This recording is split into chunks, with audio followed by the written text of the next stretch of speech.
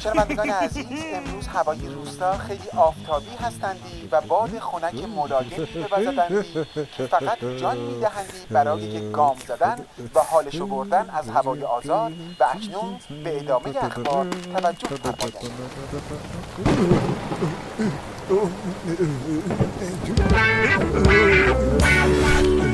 شنوندگان عزیز، با تدابیری که کدخدا آقا و مابقی کله گنده شدگان در گذشته اندیشیدندی، امسال روستا شاهد رونق فراوانی بودندی، طوری که همه جا گل و بلبل و سرسبز شدندی و اهالی روستا به غایت مشغول درو کردن محصولات درختها گشتندی. اکنون به ادامه اخبار توجه فرمایید.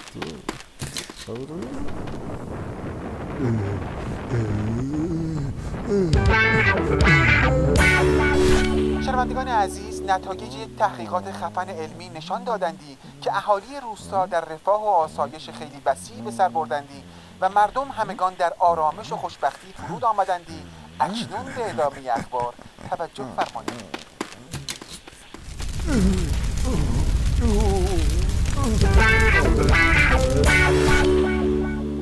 شنوندگان عزیز، همه